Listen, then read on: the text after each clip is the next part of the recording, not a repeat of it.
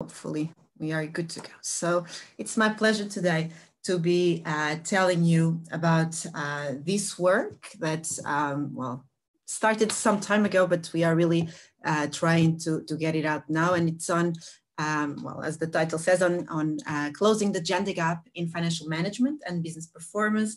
And I'll tell you about some evidence from this experiment we did in Mozambique on training and mobile savings. And this is joint work with Sandra Sequeira and Pedro Vicente.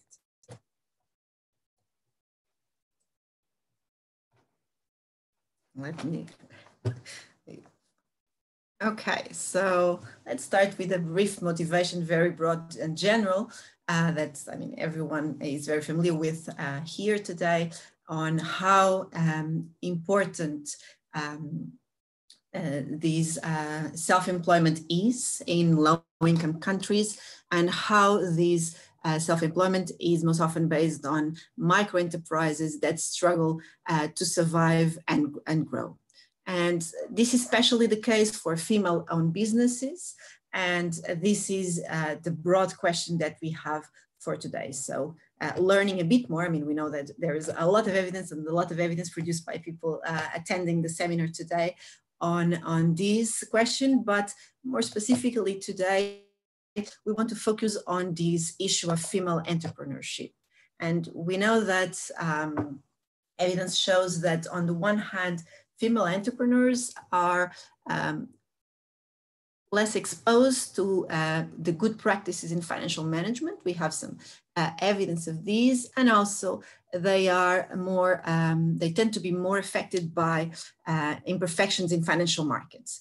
Although, of course, I mean, the evidence, and actually on both of these points, is not overwhelming, in the sense that some interventions have been done, some experimental evidence is available that it's often not enough just to train female entrepreneurs or just to provide them with access to capital. And so the way we think about it here today is basically to evaluate this complementarity hypothesis on whether financial management may only lead to improvement in business performance if these microenterprises have enough financial resources to invest, okay? And so this, again, there is literature already looking at this. So what we do in this paper is to, instead of, say, looking at microfinance or cash grants, we use mobile money as a tool for female financial inclusion.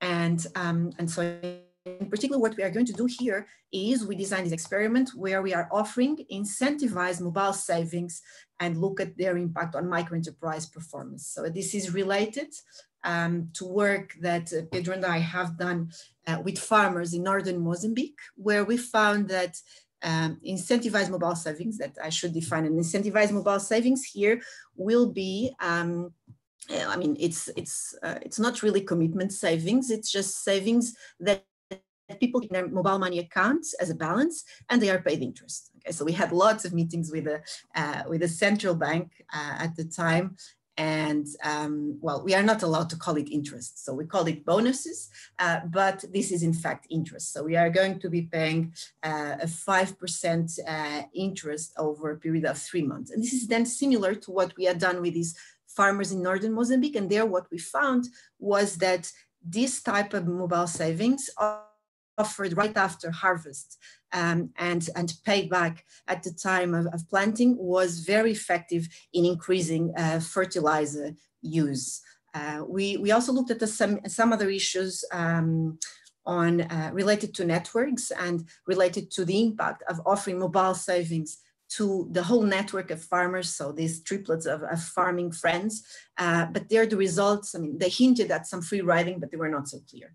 But so this is, in a way, this is related to this past work that we have done in that setting. And it's also obviously related to Emma's work on how mobile savings, but not mobile savings, mobile money can be used as a way to facilitate financial management for female micro-entrepreneurs. So it is related, but we think this is a bit different. So what we do exactly here in terms of experimental design is a very simple 2x2 RCT, where we combine, so on the one hand, the provision of or the access to incentivize mobile savings that I just described, and on the other arm, treatment arm, we do some financial management training. And so the objective is to look at each of these aspects, put them together, and measure if there is any synergy.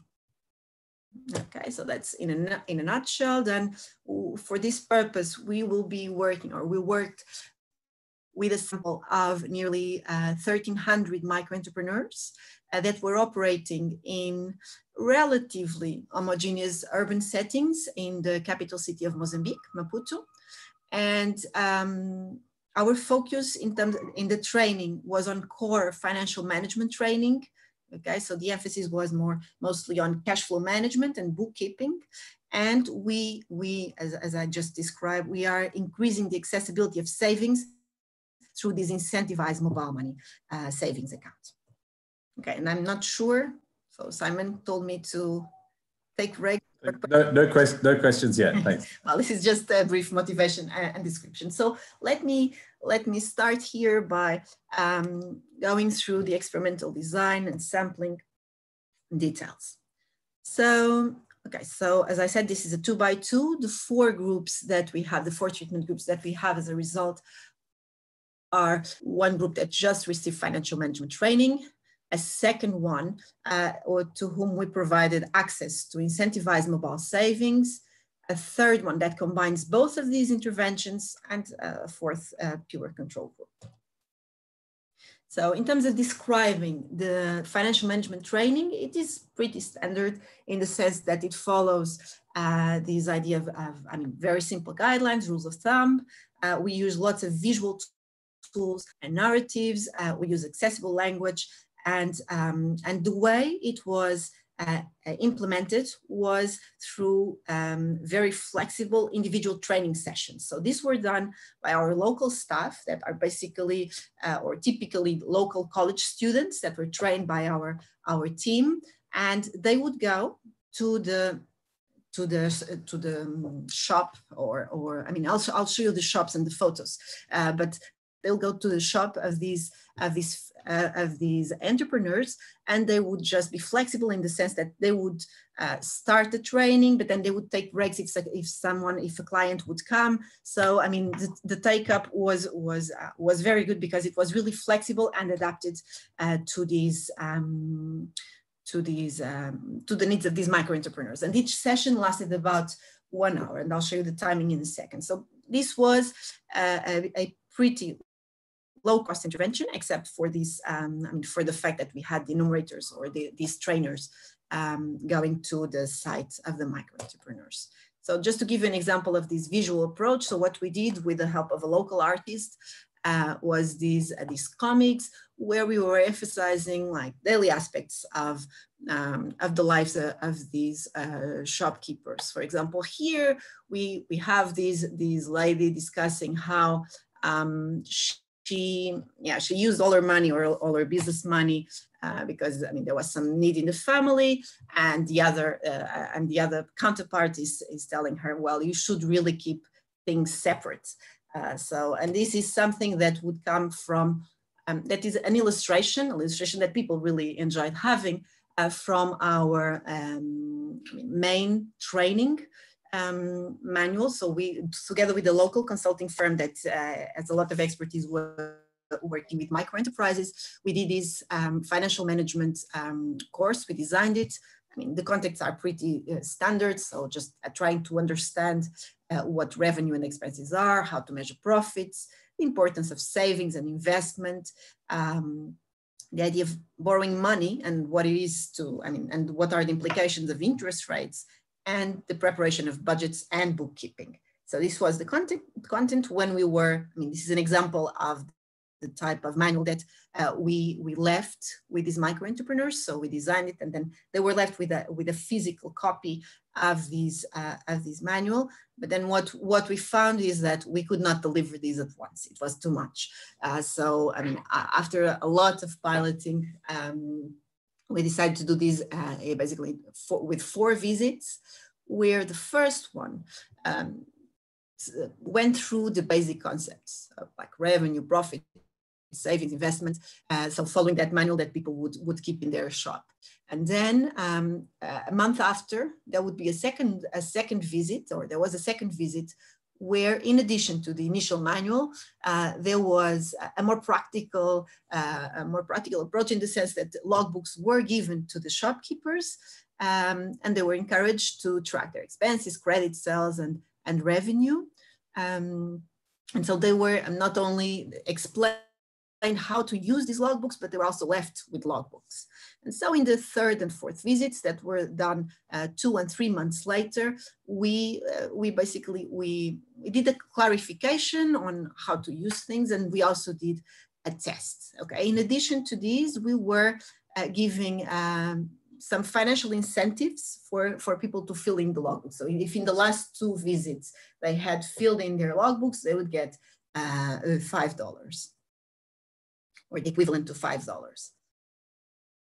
Okay, so this is the financial training intervention. Then in terms of mobile money, what we did was, so this was already done some time ago, when the initial mobile money rollout was taking place in the country, and the baseline levels of mobile money usage and awareness were very low when we started. So the incentives for people to keep a balance in their mobile money account was this bonus. Okay, so we call it bonus. It's just interest rate of 5% on the average mobile money balance that people were keeping over a 3-month period. Okay, and this was topped up to $5 US dollars per month. Sorry, I said before it was over the 3 months, but it was per month.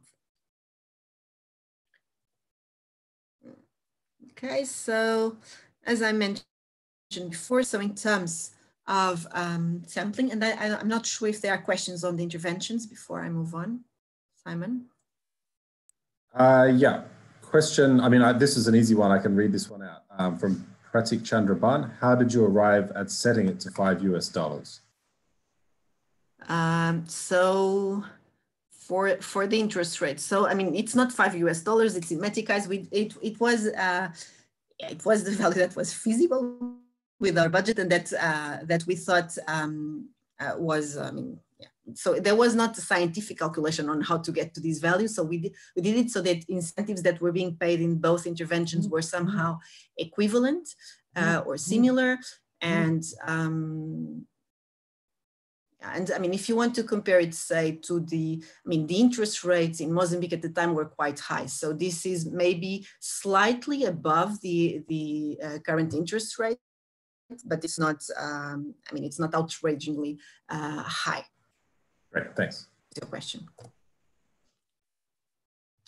Okay, so, who were then the micro entrepreneurs that we have in our sample? So they were randomly selected from 23 formal and informal urban markets in the greater Maputo area. So these sellers, they were paying an operating fee. So these were not informal vendors. So they had these fixed stalls or stores. And maybe let me show you exactly what I mean. So the type of businesses that we had, so there was a mix, and we stratified the sample on these. There was a mix of stores and stalls, okay, so in the sample. And so in terms of sectors, we had more than half in food retail, then 30% on non-food retail, and 14% in services. Okay, so the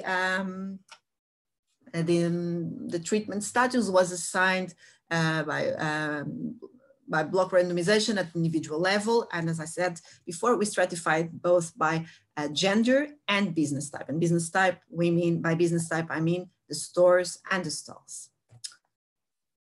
Okay, in terms of outcomes of interest, so they are very standard.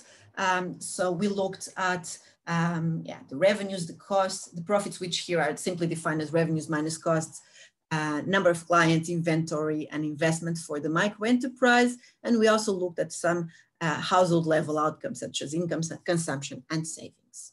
In terms of measurement, we have just survey data before and after, And we also have admin data for all individual mobile money transactions that happened throughout the 2 years after the initial the intervention took place.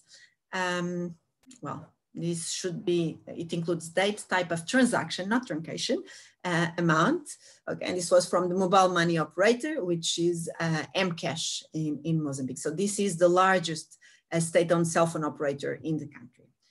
We also have one behavioral measure here that is we were paying people so that they would, when we verify that they would fill in the logbook, okay? So we did this, this was a purchase that we were doing at about $1 worth, and then it was used to check whether people were using logbooks to record this sale. Okay, actually, good stopping point. No, nothing at the moment. We can charge on. Okay, so the first thing that I want to show you is in our sample, how different were female and male-owned microenterprises. So I have a summary, so I have several graphs, but I should emphasize that in terms of goals for the businesses, expectations, expectations for the business and for savings, confidence, risk aversion, or cell phone usage, these female and male owners, business owners, they were pretty similar. So we cannot distinguish them statistically. Now, differences arise where, I guess we would expect in terms of the levels of sales, the number of clients, financial inclusion, more reliance. So, and I'm describing here the lower limited, it refers to females. So females were, the businesses were less successful. They were less financially included. They relied more on informal savings groups. They were less educated and less, they were adopting less bookkeeping, for example. And one thing that strikes here is that their businesses actually survive longer.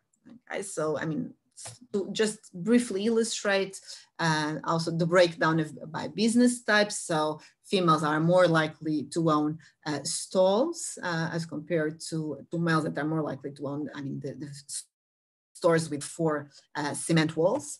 Then in terms of sectors, we see females more focused on groceries and services than males. In terms of business age, as I mentioned, so female-owned businesses tend to survive longer and they tend to have fewer clients. In terms of sales, as you can see, so female-owned businesses tend to have less or lower volumes of sales than male-owned businesses, and this is also reflected in terms of their expenditures. Okay, so here you see the differences in financial inclusion. So females less likely to own a bank account and less likely to have savings. Okay, but then we get to the part where things get more similar. So even though these businesses are so different, there are several characteristics that are not really distinguishable. And so what we see here is objectives when saving. So both male and female business owners want to use their savings to invest in businesses. They expect to save. The expectation on savings are similar as well. The same for profits, and risk aversion also not statistically distinguishable. In terms of numerical literacy, we see females less educated, and well, here the difference is not dramatic, but a bit less likely to do bookkeeping. Okay? And also not very dissimilar in terms of cell phones. So this is just same slide to say that there are many differences in terms of the businesses, but there are also some patterns here that are not so crucially different. And so we'll use this to try and interpret the results of the intervention that we have. Okay, so I'm skipping showing, so balance and all of this, but it is all fine. Okay, so in the interest of time, I'll just keep focused on trying to show you our findings. Okay, so these, I mean, the regression is very simple. It's an uncover wherever possible, which is almost always. And we include some controls for the stratification variables and some market fixed effects. Okay, and so what we see here, and so we are, I mean, this table tries to put together a bunch of regressions. So each line is a different regression. And so in each line, you see a different outcome variable. And here in columns 4, 5, and 6, you see the coefficients on each of the different treatment groups. So we have column 4, we have just the impact of financial management on its own. Then in column 5, we have financial management combined with mobile money or mobile savings, and column 6, mobile money. Okay, and so what we see is not a lot of action when you are just looking at sales or expenses, which are the first two here, the first two lines.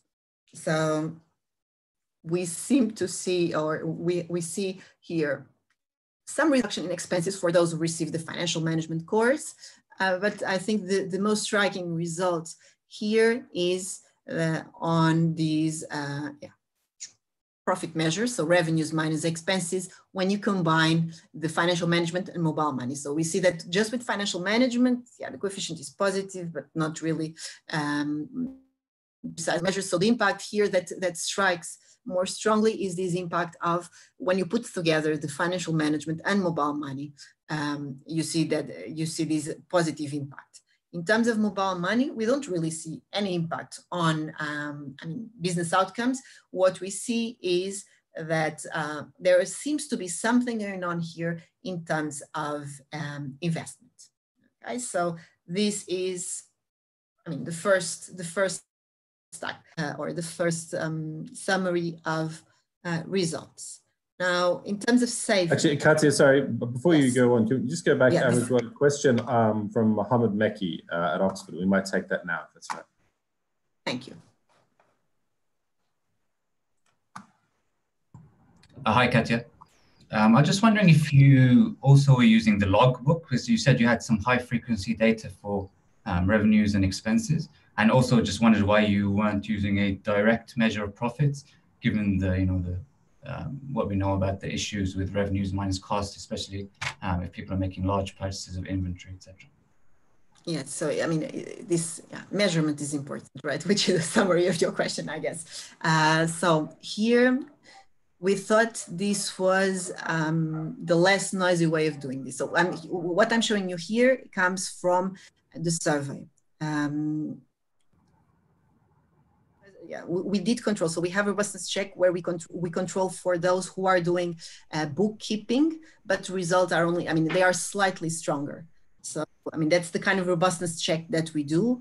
And the reason why we use this is we thought it was the cleaner way, because sometimes people are not reporting data, they cannot measure this properly, and that is the reason. Thank you. Thank you.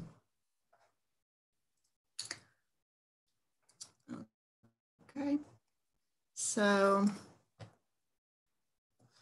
in terms of savings, so most of the results we get are, there is not, so except for this result that is not really obvious on these, on saving less, when you just get the financial management intervention, what we tend to observe here is some substitution, okay, that is stronger for the interaction group, for the group that received both the financial training and mobile money, okay, where we see substitution. So it's not like people are overall they are saving more. It's just that they are keeping less of their savings in the bank. So, and these female business owners, they are keeping less savings in the bank and keeping more in Mcash, and Mcash is the mobile money brand.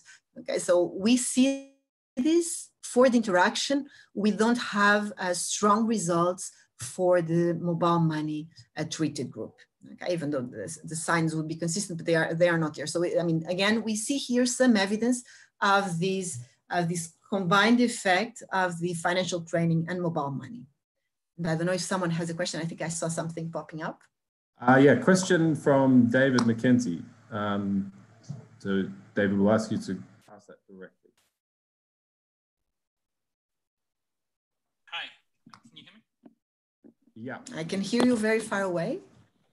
Sorry, so Catia, the question was just on the number of observations in these columns, because I thought you had 1,270 firms, and then I know, the logs maybe are killing some of this, but is this only the control number of observations, or why is there like 400 observations? Well, this is from the survey, which is not, where we don't always get the answer, but this is because we are just focusing on half of the sample, which are the females. Okay, so those 1,200 are females and males.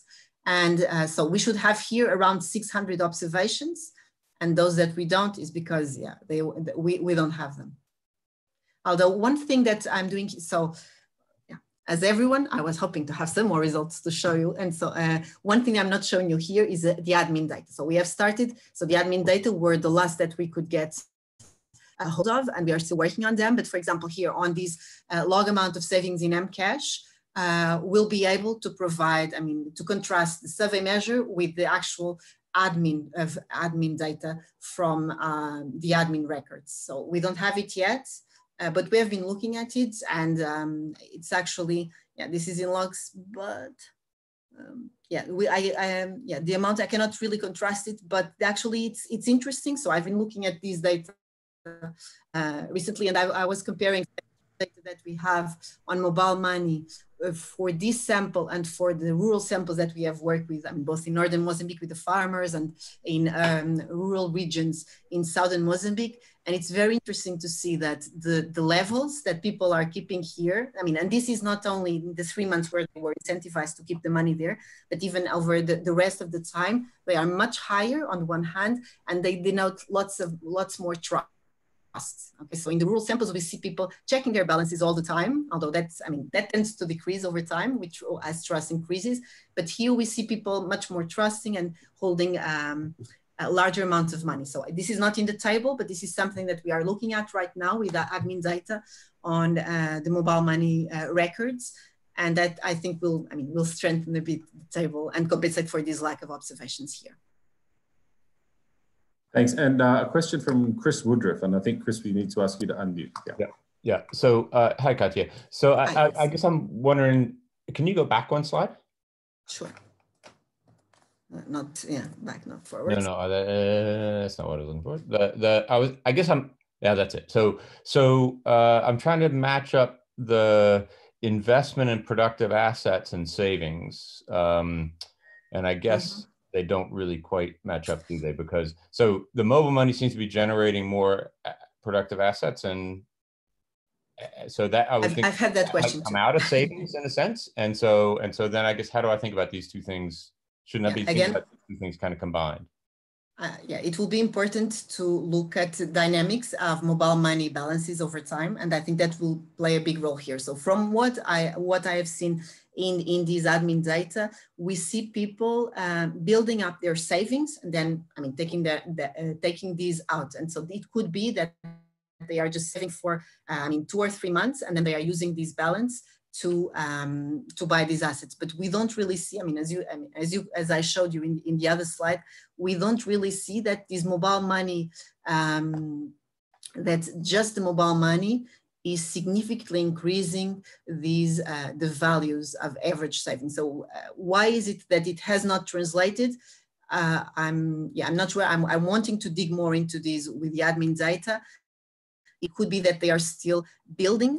They are still keeping the savings and they have not yet purchased the assets. But this is, at this point, I would have to dig more into the data to be able to provide evidence. This is just my, it's a possible explanation that we have at this stage. I don't know if you think this is reasonable. Again, so we are still working on this. So any suggestions on other hypotheses to explore would be very welcome.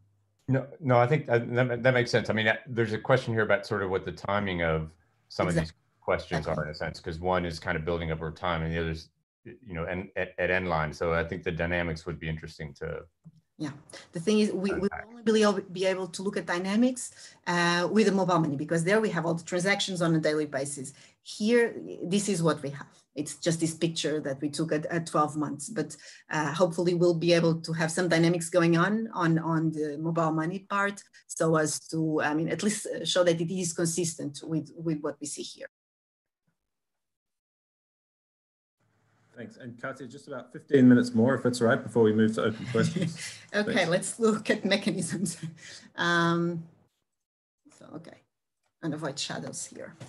Okay, so yeah, so this is the picture for savings. What we see in terms of closing the gender gap, when we look at female treated versus male control, I should say that the difference between male treated and male control is not significant. So we see here that there is some convergence, but it is highly heterogeneous across the distribution of profits. You see that even better here, I think, where you see that the effects are, I mean, these catching up effects are very concentrated. I mean, more to the middle to the right, so not so much at all levels. So here, what we have done with the median regression is finding some positive effect, but this is not really a very robust result, because, I mean, obviously, as you can see here, the effects vary a lot over the distribution of profits. Okay, so we have these graphs illustrating the same. I mean, this is just descriptives showing how the treated female are getting closer to males. And again, you can see that this happened mostly with the sales and in some parts of the distribution. Okay, overall, so in terms of these main outcomes, we see some support for this complementarity hypothesis that the two treatments seem to reinforce each other, in the sense that this is the intervention that had the most positive effect on business performance. And I mean, the value that we saw that was most significant is about $120 per month, which is sizable compared to the average monthly profit in the control group, which is negative, by the way. Okay, and then so the question here is really on trying to understand, so what happens, okay? And here again, I only have a partial story to tell you today. So again, so the format for this table is similar to the previous. So we have different regressions in different lines, and we have in columns 4, 5, and 6, the different interventions. And so what we are showing you here in the first line is like immediately after the intervention, were people more knowledgeable about financial management? And so we see, so those that received the financial management intervention were more knowledgeable, at least in the very short run. Then we measure these 12 months later, and these are the next 3 lines. And so here the results are not as strong, okay, as maybe you could expect, but they are strongest in the combined treatment. So when you put these, the training and the mobile money together, so that's where you see the stronger effect here in terms of literacy and also bookkeeping practices. In terms of mobile money, and again, this is the survey data. So what we see again is that we have effects not only on usage and awareness, but also and values and usage. But we see that these effects are, I mean, well, not very different, but they are at least similar when you combine mobile money with financial management. So some evidence here again of some combination, and so when we look at these descriptives on what happened in terms of closing the gender gap, what we see is that females, the treated females seem to have benefited from these intervention the most. And so this is the combined group. Okay, so the red line here is the combined group that has both the training and the mobile money. In terms of bookkeeping, some action, but this is not as strong. So males were also, males were also improving their bookkeeping practices after the intervention. So we would say that it is mostly about these management skills is really the thing that seems to be driving the results, in addition to mobile money usage. So here we see, and this is the part that it's still ongoing, the analysis, but we see that females that receive mobile money treatment, I mean, alone or combined with the financial management training, they seem to be using more mobile money and performing more transactions. Okay, so here, yeah, the financial management and the control are really not very active. So, and this is already using the data, so the admin data, although we are doing some additional work that I hope will be out soon. And I'm sorry that I could not do that here yet today.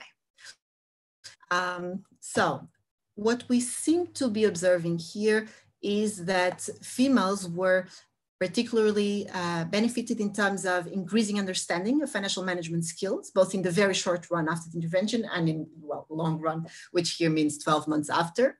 And the other thing that we see is that there is this substitution effect in terms of savings, where there is female business owners seem to be replacing the bank accounts or bank savings they have for mobile money accounts. Although, as we described before, an issue here is that few females had bank accounts at the baseline. Okay, and so this leads us to a few robustness checks. And I don't know if you have questions or if I can just move on. No questions yet. We can maybe take the questions at the end. Okay, and I'm getting there. So I mean, there are several questions, I guess, that you, I mean many, but a few of the issues that you may be thinking about could be, on the one hand, that there could have been compositional changes, because we saw at the beginning that males and female, I mean, male and female businesses were rather different, which is not the case, and I'll show you. Then the other thing here is, and here, we are still thinking about it, but one thing that we thought about was, well, does this make, I mean, are these comparisons, disclosing the gap story, does it make sense if when you're starting with businesses that are so different? Okay, so we know that maybe the aspirations, the goals were not so different, and so, I mean, and that's something that we have also worked on in parallel work. But here they are similar enough, okay, across genders, but we know that the businesses themselves were very different. So exactly what is the effect that we are measuring of? Okay, when we have an intervention effect, what exactly are we measuring? So we did this matching exercise to try and tease this. So looking at common support, I mean, businesses that are similar enough, do we still have the effect of this intervention? And we don't. Okay, so okay, I have one short table that I can show on this. And then, so as you asked before, so reporting bias, the exercise we did was control for bookkeeping at baseline, and our results are not affected. Okay, so in terms of attrition, we had 20% attrition, but it seems to be balanced across treatment groups. Okay, so this is my summary, and then I can just show you briefly. So this is just to show that business type at start, business type 12 months after is very similar. So no compositional changes happening here. And then we have this matching exercise, very simply trying to look at, so if you control for a bunch of things and if you look at common support, so do we still have an effect of this combined intervention? And we don't, which means that this combined intervention seems to be working because, or for those businesses that are more dissimilar for males and females. And this matches the pictures I was showing you, where we can see that the effects are highly heterogeneous. Okay, so this is most of what I had to say. Just to wrap up and maybe open the floor for questions. So what we do here is we document, so I mean, for our setting, obviously, which is a specific one. So for the case of these urban female and male micro entrepreneurs, we document that they seem to have similar goals for their businesses, but there are several significant differences, namely in terms of the businesses themselves that are smaller and less successful, generally speaking, even though they survive longer for females. And at the same time, the human capital and the financial inclusion of females, which is more limited. Then what we did, so that was just the first part, documenting, so describing the differences, and then this evaluation of the intervention we did, where we combined these financial management training and access to mobile savings. We see that it seems to have helped to close the performance and skills gap between female and male micro entrepreneurs. So and so this is our proposed story here. In terms of savings, we do not see a significant increase in overall savings. We do see some substitution into mobile money savings. Okay, so and there is some. So I was mentioning the bank accounts before, but there is also some displacement from informal savings into mobile money.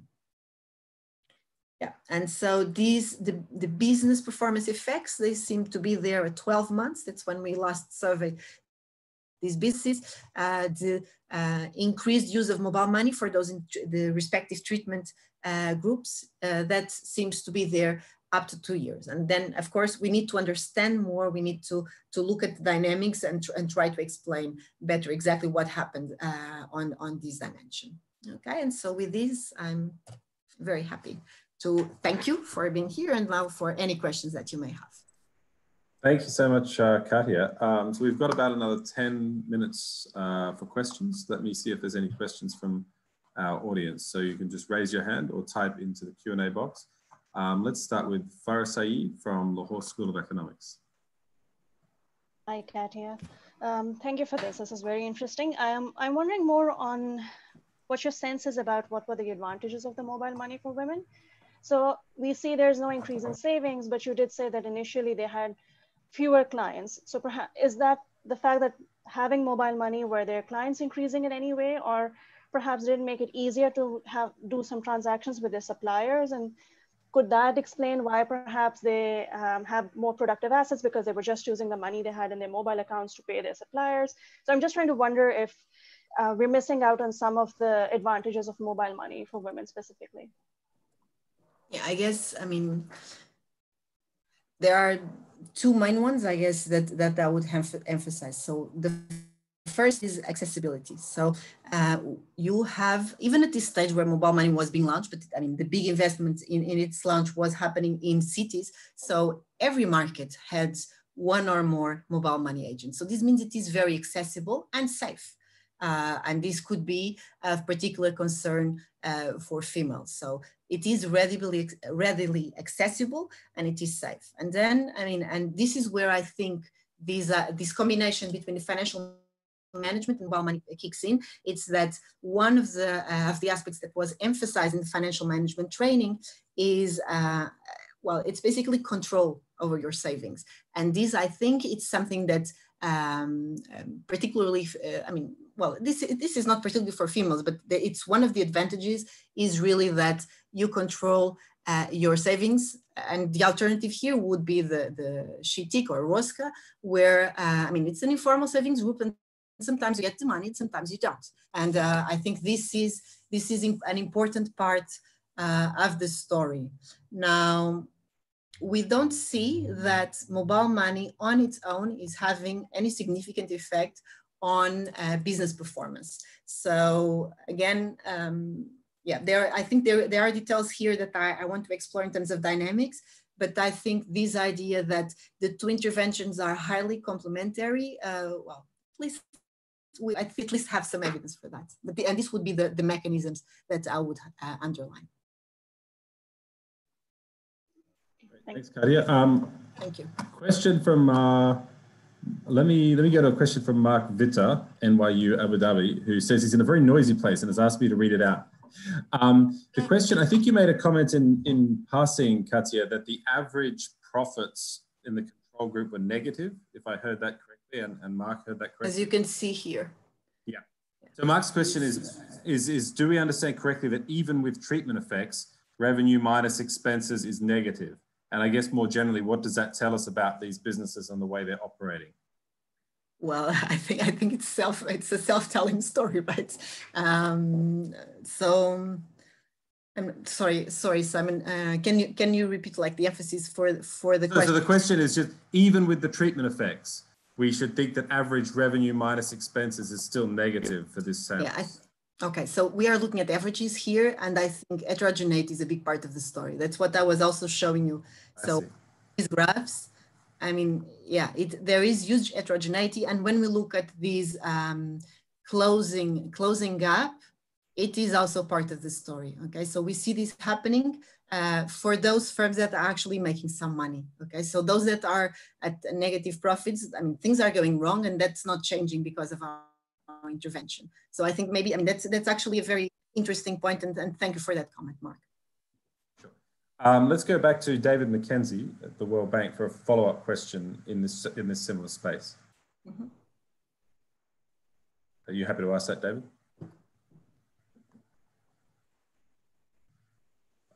Let me ask what's been written there, which is basically it seems that effects on log revenue and log expenditures don't have effects, but levels of revenue minus expenses show impacts with far fewer negatives. Since the opportunity cost of time is not included here, is it reasonable to think that we have negative profits for so many people in this sample?